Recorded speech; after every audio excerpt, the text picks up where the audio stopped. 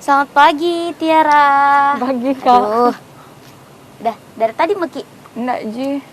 Baru Ji juga. Baru-baru juga. Iya, kita juga tuh baru-baru Ji. Iya. Oh, kan sekarang tuh masih pandemi COVID-19 itu, entahlah kapan itu selesainya itu. Kalau boleh tahu, apa kegiatan tak selama pandemi ini? Ya kalau saya selama pandemi jadi mahasiswa. Itu pertama.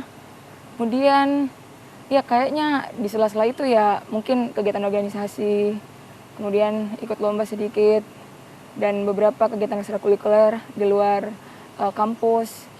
Jadi ya mungkin ya kegiatan seperti biasa, cuman karena pandemi jadi semuanya pasti lihat laptop seharian. Iya, betul-betul sekali. Dan ya seperti biasa. Oke, baik. Begini, untuk lebih enaknya lagi kita ini bicara bincang-bincang, kita pindah mungkin ke studio samping sana, Di. Iya, boleh. Ayo. Baik pemirsa, jangan kemana-mana, kita akan lanjutkan bincang-bincang bersama salah satu bintang tamu kita nih. Setelah berikut.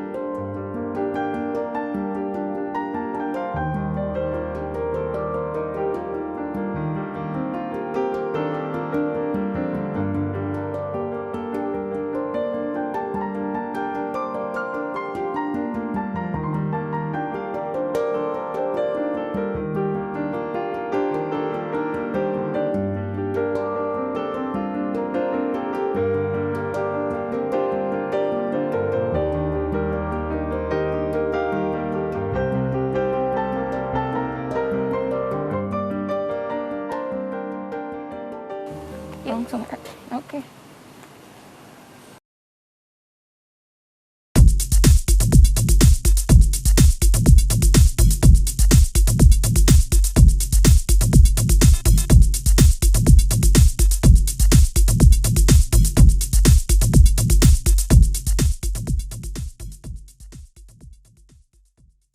Itulah tadi profil dari Indah Diantara. Nah, pemirsa, seperti biasanya kita selalu menghadirkan sosok perempuan luar biasa dan sudah pasti bukan perempuan biasa di tiap episode-episodenya. Dan kali ini kami menghadirkan satu sosok yang luar biasa sekali memang ya, yaitu Indah Diantara. Gimana? Kalau mau ngomong dari profilnya si cewek cantik di samping saya ini memang gak ada habisnya. Tapi langsung saja deh. Tiara, kenapa sih milih jurusan hubungan internasional? Oke. Ceritanya gimana ya? Nah, jadi mungkin kalau saya pribadi kan saya suka membaca. Kemudian juga saya suka nonton berita. Nah, jadi sebenarnya sebenarnya saya bukan berasal kayak saya mau jadi diplomat atau mau jadi apa. Mungkin karena saya mikir ya kalau misalnya dikasih waktu 4 tahun buat belajar, kira-kira saya mau pakai belajar apa. Iya, betul. Nah, terus ya mungkin karena saya suka mengobservasi world events, kemudian kayak sambil mengikuti perkembangan tertentu, mengenai isu tertentu, jadi kayak saya berpikir ya mungkin hubungan internasional bisa bantu saya untuk mempelajari hal tersebut lebih dalam. Seperti itu.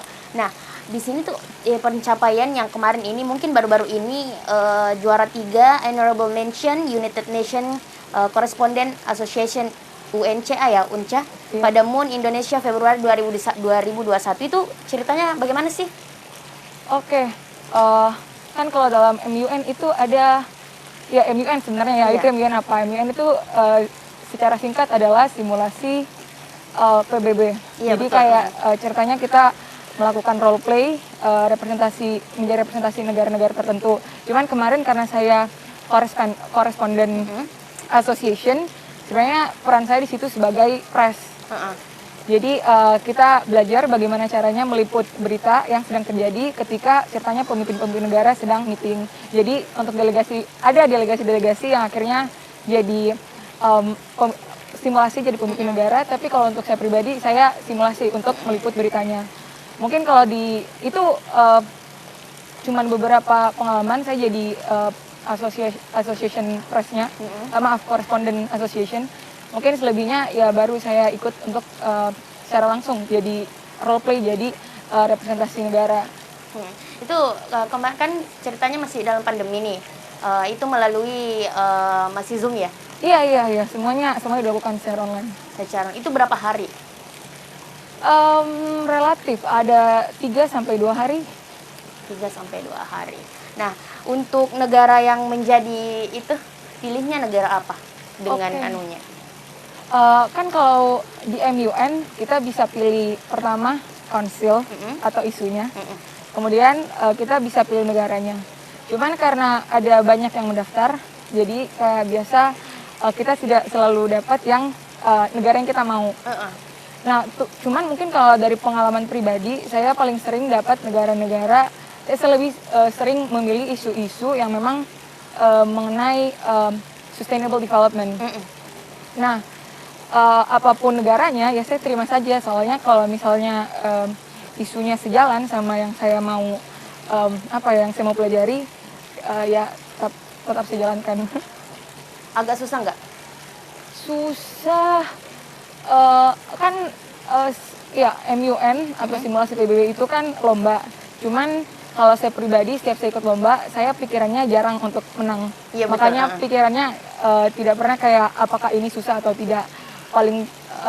Soalnya kalau kita belajar, kalau kita mindsetnya di belajar, ya nggak ada yang kelihatan susah. Benar. Itu kan, jadi kayak ya kalau saya pribadi sih selalu anggap setiap pengalaman pasti membawa satu pelajaran. Jadi kemarin isu dan negaranya sempat yang dibahas kemarin sama Tiara apa? Kalau yang terakhir ya, yang paling terakhir kan saya ikut Harvard MUN. Iya. Yang terakhir kalau saya tidak salah isunya sama, tetap sustainable development. Itu tentang sustainable urban development.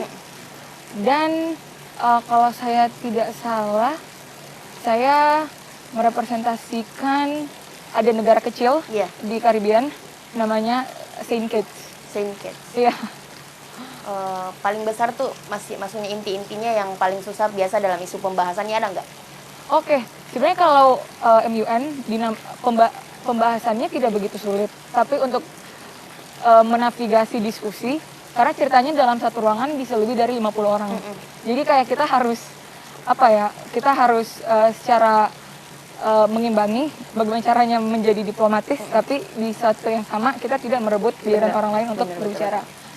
Mungkin seperti itu tantangan utama untuk MUN. Terus pada saat terakhir tuh yang sempat juara ini, gimana sih perasaannya pas dapat juara 3 ini loh? Oke.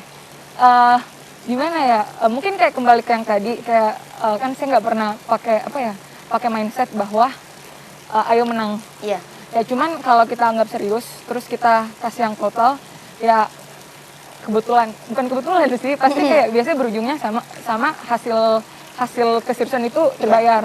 Jadi perasaan gimana ya? Perasaan ya ada perasaan bersyukur. Iya, benar sih. Tapi kayak apakah sebangga dan seharus kayak berarti saya paling bagus ya, saya itu. Oke. Nah, kalau di sini kan ada pemenang Social Venture Challenge pada Harvard National Model United Nations yang MUN ya kemarin ini. Ini sebelumnya mempersiapkannya apa-apa aja sih gitu? Iya, jujur. Sebenarnya kemarin saya mendaftarnya untuk MUN. Pengumuman bahwa challenge-nya itu ada, itu 1 minggu sebelum lombanya dilakukan. Jadi apa yang terjadi? Saya juga baru lihat kan. Saya persiapan kalau saya mau jujur ya, itu cuma 12 jam. 12 jam? Iya. Karena ceritanya emailnya tidak langsung saya lihat. Dan karena ya sibuk kuliah, jadi terlambat juga. Cuman saya pikir kan kalau ini untuk membedakan dulu ya, kayak social venture challenge-nya itu apa. Kalau social venture challenge itu berfokus pada bukan lomba sih. Jadi kayak kita berkompetisi untuk mendapat pendanaan dan mentorship untuk kegiatan sosial yang kita mau laksanakan. Nah, jadi 12 jam persiapan itu saya pakai apa?